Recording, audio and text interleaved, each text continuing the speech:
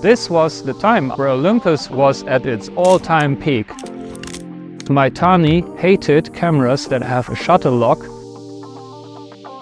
Many cameras are sold as defective.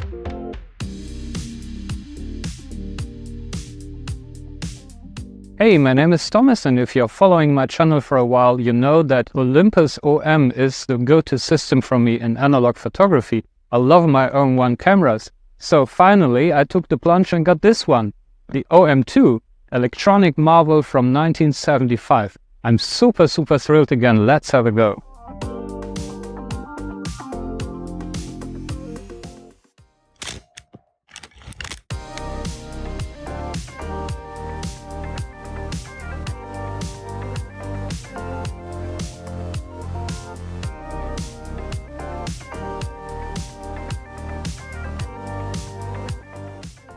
The Olympus OM-1, of course, was Yoshihisa Maitani's masterpiece from 1972. I think I really butchered the name, so Takahiro, tell us how it's really pronounced. Yoshihisa Maitani. And just 2 years later, at the Photokina here in Cologne in 1974, Olympus presented this one, the OM-2. And it just looks like an OM-1, but inside it's a completely different beast. It has the latest state-of-the-art electronics in it. It offered an aperture priority automatic exposure and a very special metering system for unlimited long-time exposures. This was the time, arguably, where Olympus was at its all-time peak. They never reached that sort of, progress and dominance again in the market. A fantastic camera.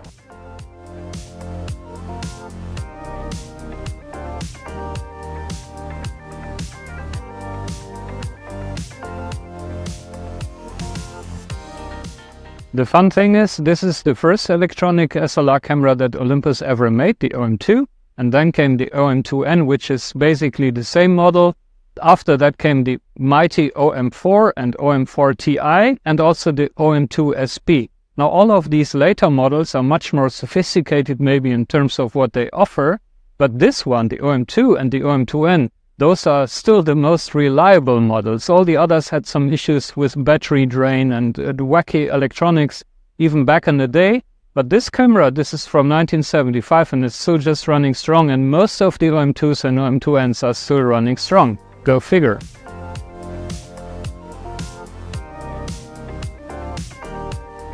In your hand, this thing feels like an OM-1, but then it's much simpler because you've got this one magic dial here. This is the off position, and normally you put it on auto, and then you've got this aperture priority automatic shutter. It doesn't matter which time you set here, except B, but the setting for B, that's locked. If you set it to B as long time exposures, then the batteries are really switched off. There's no light metering. To get to B, you have to press this little thing and then rotate it to B. If you are on manual, then of course you select your shutter speed here. If you're on auto, it doesn't matter. One thing I really love about the OM-2 is its the viewfinder readout, the metering readout in the viewfinder. So you've got these settings, manual, off and auto, and then the viewfinder changes. There is a thing that slides in and it's all, analog. There is no digital dial yet, no LEDs or anything. But it's super nice how they made it. In manual, it feels like an OM-1, and in automatic, you get just the information about the shutter speed that the camera is doing for you. It's just fantastic. I love it. Apart from that, everything else, almost everything else is like with the OM-1. You set your ISO here, and you also set your exposure compensation here. You know me, I'm a sucker for light. I always like to slightly overexpose my analog film. Up to you if you want that or not. This is the 0 setting. Very important, this camera does not have an exposure lock. It's not like you can half press the shutter or press any button, take a reading and then lock it in that reading. So if you want to compensate, you always have to go via this dial. Apart from that, you've got this optional hot shoe thing here that goes on top of here. These things are really crap today because they're made from very brittle plastic and they all break. Of course, manual film winding, your film counter here. This thing here to rewind your film, manual mechanical self-timer, connection for studio flash. That's where you rewind your film. And on the bottom, hidden under this beautiful original leather half case, there would be your winder connection. And there also goes your batteries. This camera takes two SR44s. Always use SR44, not the LR44, because the SR44 is the one that keeps a constant voltage until it's depleted. Or what you can also do is use these 3-volt blocks that are two SR44s stacked on top of each other. That's very handy.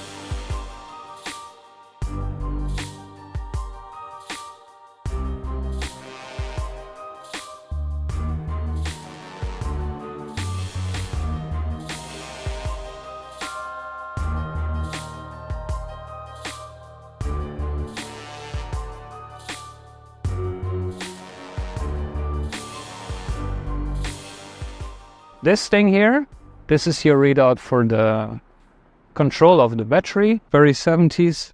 Check for your battery. This light comes up. And if it doesn't, then maybe your battery is low. But also when the battery is low, the camera will just lock up. There's no danger that you take pictures with low batteries in this one. Many cameras that are on sale today are sold as defective because they are locked and people don't know how to unlock them. To unlock it, you just set it to B. And as you see here, press this little button and put it on B. It also tells reset here. And that way the mirror will come down if your battery is depleted.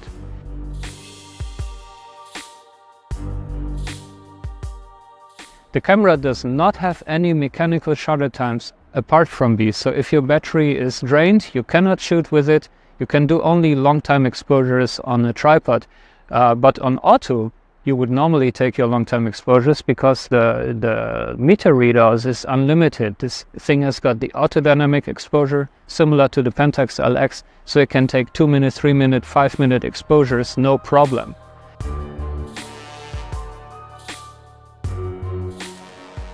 So the OM-2 was the first camera on this planet to have this autodynamic exposure feature, and actually it goes back to a patent from East Germany. But back then in East Germany they had fantastic engineers, but they didn't have the technology behind it to produce these things. So it was licensed out and eventually Olympus was using it. What it means is that the metering cell sits in the bottom of the mirror chamber and it reads off the first shutter curtain and it also reads off the film itself. So they ran a lot of tests to find out how reflective film is, and people found out back then that every film, it doesn't matter if black and white or color or slide film or whatever, it always reflects the same amount of light, which is pretty interesting if you ask me.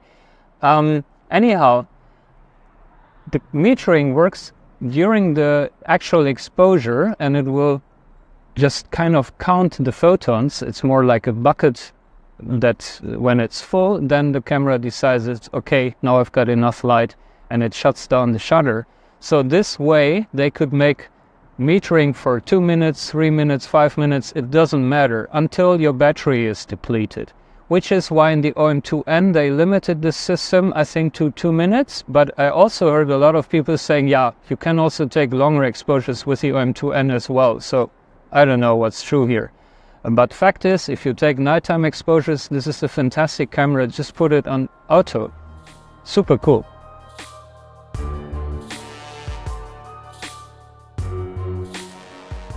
One little thing to keep in mind, the difference between the OM-2 and the OM-2N is actually they changed the design, the pattern on the first shutter curtain for the meter readout. So on the OM-2, it's designed to be center-weighted reading. But the thing is, once you go past the 60th of a second exposure time and it starts to meter off the actual film because the exposure has started, it reverts to average metering. And in the OM-2N, they changed the pattern on the first shutter curtain, so it's always full average metering. It's not center weighted. I don't know if it makes a real difference. As you see, all my shots are always kind of good in exposure. But again, today we're shooting negative film, so you always have a little bit of leeway anyway. But that's one of the differences between the OM-2 and the OM-2N. The other small difference is, in the viewfinder readout, there's a little thing that shows you if you've activated exposure compensation in the OM-2N. It doesn't tell you how much, it just tells you you have gone from 0 to any other setting, and in the OM-2 you don't have that. But yeah, again, a very small thing if you ask me. This thing here, V.S.O.E, is actually German. It means Voll Service Olympus Europa. And a camera for the German market back in the 70s, they often had this thing on it. And also when you open the camera, the back, to change your film, there will be some pieces, some stickers in it that tell you about the service that you got back then from Olympus Europe in Hamburg in Germany.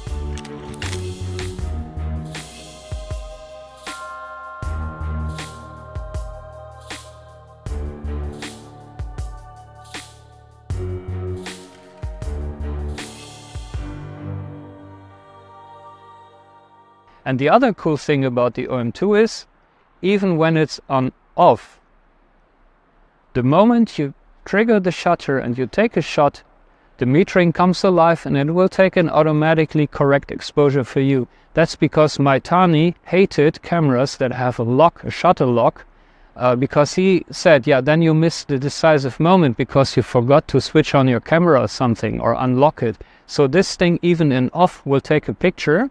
But then it's limited to a longest shutter speed of 1/30th of a second, so it will not deplete your battery in case it's maybe you press the shutter button inside your camera bag or something like that.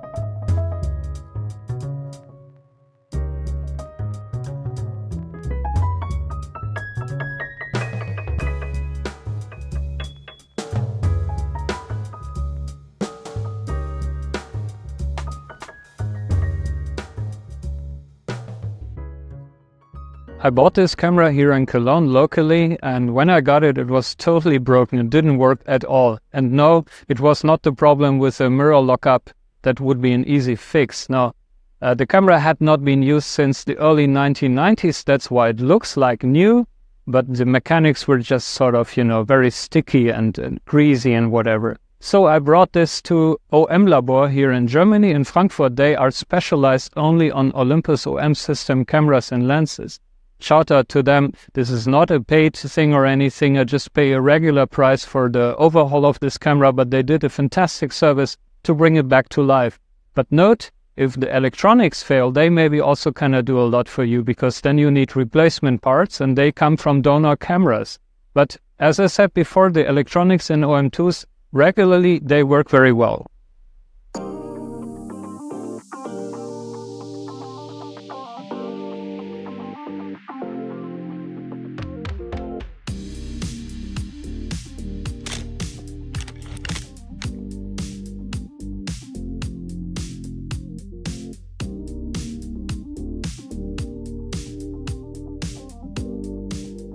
I love the first generation OM-2 50 f1.4, but at open aperture it's pretty soft, but it gives a nice vintage vibe. If you want the highest possible quality, then you should buy the latest version of the 51.4 from the 1980s.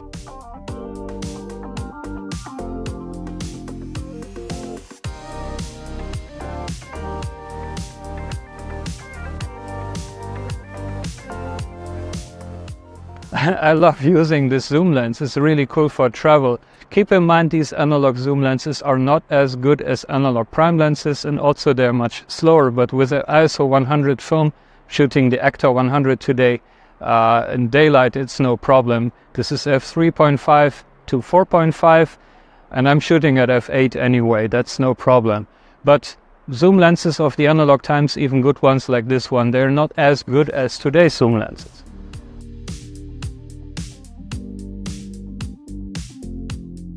Time for the verdict. As you might guess, I'm really a fan of these cameras. I love the classic Olympus OM cameras so much. They're super compact, they just look so beautiful, they feel great in your hand, they're easy to operate, and the OM-2 adds this convenience of automatic exposure. Shoot and forget, especially with color negative film. I'm not going to shoot slides these days, they're way too expensive, and you also cannot get analog prints out of those. But slides are good for scanning, that's another story. Anyhow, the thing to keep in mind is these things need a battery to work, so always make sure you've got supply of batteries if you're traveling, or if you're traveling, maybe even better to bring one OM-1 and one OM-2. I mean, you often want two cameras anyway, one to shoot color, the other one for black and white, or you want one high ISO and one low ISO, you know, daytime and evenings or whatever. And then you have a backup, either a second OM-2 or an OM-1, as in my case. Also keep in mind you're locked to the OM system lenses. The whole system was a thing from the 70s and the early 1980s. There is no real modern lenses out there for Olympus OM cameras. That's the difference to Pentax and especially Nikon. But if you like the slightly vintage look and still very high optical quality of Olympus OM-2 lenses, then again, you cannot go wrong with this thing. So highly recommended from my part.